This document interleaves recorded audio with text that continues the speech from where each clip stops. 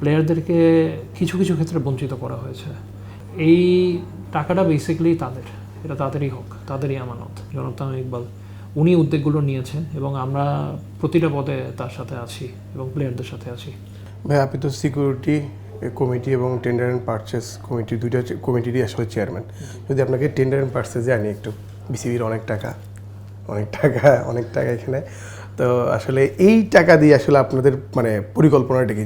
টাকাটা কিন্তু আমাদের না, বোর্ডের না।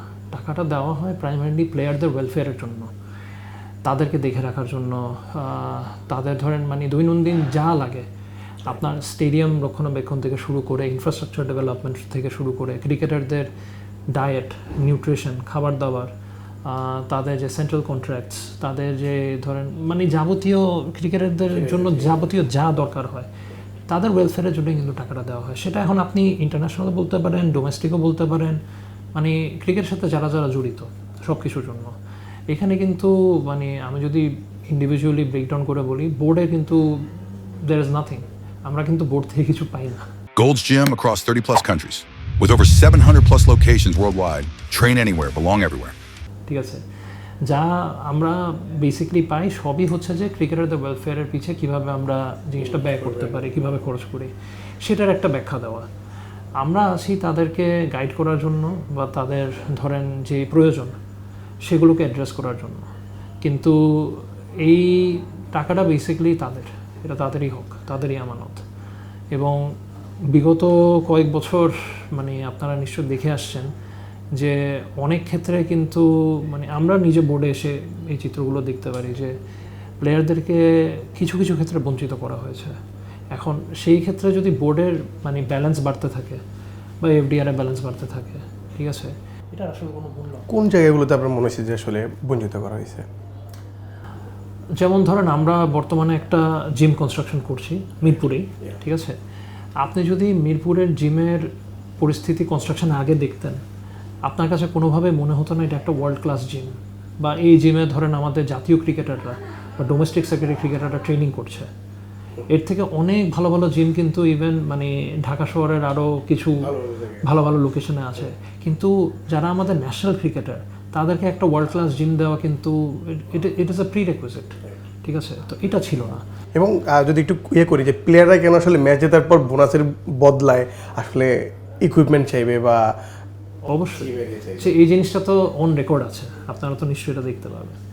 এবং শুধু জিমের কথাই আমি না বলি, ধরেন একটা প্রপার মেডিকেল সেন্টার বা মেডিকেল ফেসিলিটি, ঠিক আছে, আমাদের যে মেইন ভেনিউগুলো আছে সেখানে কিন্তু প্রপার মেডিকেল সাপ্লাইস ছিল না। এরপরে ধরেন একটা রিকভারি সেন্টার, ঠিক আছে। এখন মডার্ন স্পোর্টস সায়েন্সে অনেক কিছু অ্যাড হয়েছে, হট টাব অ্যাড হয়েছে, আইস বাথ অ্যাড হয়েছে, অনেক কিছুই আপনারা দেখেন প্লেয়াররা ইউজ করে, এগুলো কিন্তু ছিল না। তো সুতরাং মানে এই যে কিছু জিনিস যেগুলো তাদের পারফরমেন্স এনহান্স করার জন্য দরকার, সেগুলো থেকে তারা বঞ্চিত ছিল। তো আমরা এসে আমাদের পক্ষ থেকে, বিশেষ করে আমাদের সভাপতি জনাব তামিম ইকবাল উনি উদ্যোগগুলো নিয়েছেন এবং আমরা প্রতিটা পদে তার সাথে আছি এবং প্লেয়ারদের সাথে আছি। ধরুন ভাই, একটা কথা যদি বলি যে আসলে ধরেন এত টাকা, মানে অনেক টাকা এখানে বলা হয় আসলে, তো এই টাকাগুলো দিয়ে আসলে প্লেয়ারদের পিছনে ইনভেস্ট করে মানে বিসিবি কীভাবে বেনিফিটেড হবে এবং ফ্যাসিলিটিস আরও কী বাড়ানো যায়, বা এগুলো মানে ফ্যাসিলিটিস দিয়ে আপনি আসলে প্লেয়ারদেরকে সেভাবে তৈরি করে তাদের ব্র্যান্ড ভ্যালু বাড়িয়ে বিসিবি কীভাবে আসলে মানে বেনিফিটেড হবে আর কি? দেখেন, যারা বিসিবিকে একটা বিজনেস হিসাবে চিন্তা করে, হ্যাঁ, বা একটা প্রতিষ্ঠান হিসেবে চিন্তা করে, তারা হয়তো এই ইনভেস্টমেন্টগুলোকে একটু দ্বিমত পোষণ করতে পারে, কীভাবে প্লেয়ারদের পিছিয়ে এত টাকা কেন খরচ করবে, এরকম প্রশ্ন করতে পারে। কিন্তু এই প্রশ্নর আমি কোনো যুক্তিকতা খুঁজে পাই না, কারণ আমি প্রথমেই বলেছি দিন শেষে টাকাটা প্লেয়ারদের ওয়েলফেয়ারের জন্য, এবং জিনিসটাকে যদি তাদের পিছিয়ে ভালোভাবে খরচ করা হয় তাদের পারফরমেন্স ভালো হবে। তাদের পারফরমেন্স ভালো হওয়া মানে তারা আরও বিশ্বের বড় বড় লিগগুলোতে খেলতে পারবে, এবং তাদের যে একটা নিজস্ব ব্র্যান্ড ভ্যালিউ বা বাংলাদেশ ক্রিকেটের যে একটা ব্র্যান্ড ভ্যালিউ সেটা বাড়বে। আলটিমেটলি যদি বাংলাদেশ ক্রিকেটের ব্র্যান্ড ভ্যালিউ বাড়ে, তাহলে আমরা ধরেন এই যে আইসিসি থেকে যে রাইটসের টাকা বা ব্রডকাস্টিং ফিস বা আমাদের যে রেভিনিউ সোর্সেস, সেগুলো অবশ্যই বৃদ্ধি পাবে। তো দিন শেষে ইটস আ ডাবল মানে win for both of us, যে ক্রিকেটাররা যদি তাদের মানে জীবনযাত্রা একটু মান উন্নতি পায় বা তাদের যদি পারফরমেন্স এনহান্স হয়, তাহলে বাংলাদেশ ক্রিকেটও অবশ্যই এগিয়ে যাবে। আর বাংলাদেশ ক্রিকেট যদি ব্র্যান্ড ভ্যালু হিসেবে এগিয়ে যায়, তার মানে আমাদের সবারই লাভ হচ্ছে। তো আমি জিনিসটাকে ওভাবে দেখি। ওকে ভাইয়া, আমি এর আগে একটা ইন্টারভিউ নিয়েছিলাম যে ফারুক আহমেদ বিসিবির সাবেক প্রেসিডেন্ট, উনি একটা কথা বলেছিল যে ওই যে এফডিআর করা যে অনেকগুলো টাকা, যেখানে পরিমাণটা আমি ভুলে গেছি, সেখানে কোনো লাভই আপনাদের মানে বিসিবি পায় না, ওই টাকাটা জাস্ট এমনি পড়ে আছে।